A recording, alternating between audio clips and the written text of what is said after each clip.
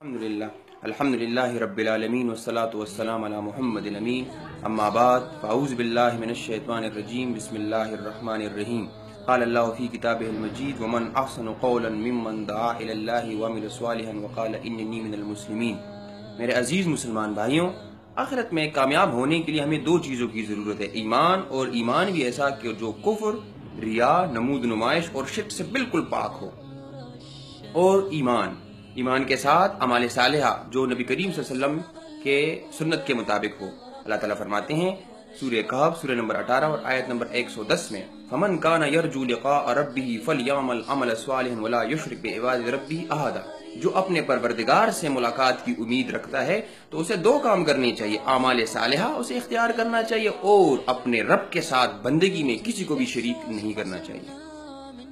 دو قسم کے لوگ ہمیں ملتے ہیں، ایک وہ جو غیر مسلم ہے، جو آخرت پر ایمان نہیں رکھتے ہیں اعتقاداً، لیکن بدقسمتی سے ہم مسلمان آخرت پر ہم اپنی زبان سے اقرار تو کرتے ہیں کہ آخرت پر ہمارا ایمان ہے، لیکن ہمارا عمل یہ ثابت کر رہا ہے کہ ہم آخرت پر ایمان نہیں رکھتے۔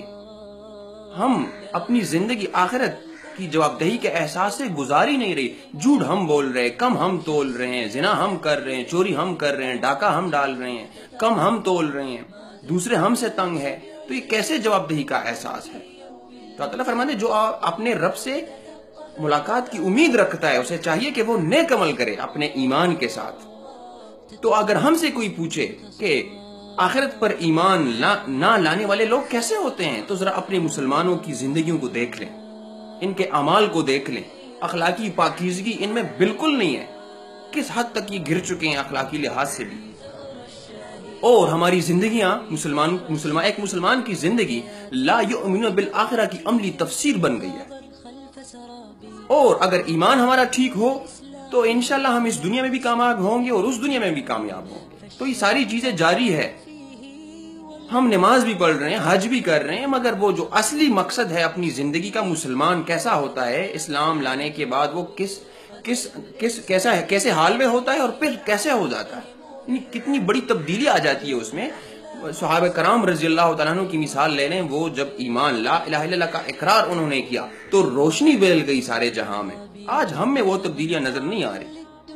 اور اقبال نے سچ ہی کہا تھا کہ محبت کا جنوں باقی نہیں ہے، محبت کا جنوں باقی نہیں ہے، مسلمانوں میں خون باقی نہیں ہے، صفے کج دل پریشان سجدے بیزو کہ جذبہ اندروں باقی نہیں ہے،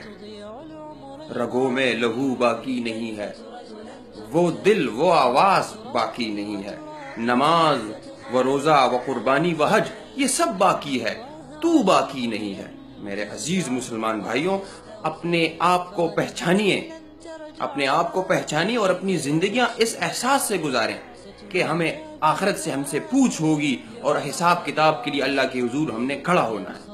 اللہ تعالیٰ سے دعا ہے کہ ہم سب کو سمجھنے کی توفیق عطا فرمائے۔ سبحان ربک رب العزت عما یصفون وسلام علی المرسلین والحمد للہ رب العالمین۔ ممن كنت له تعمل لن تال على المانونا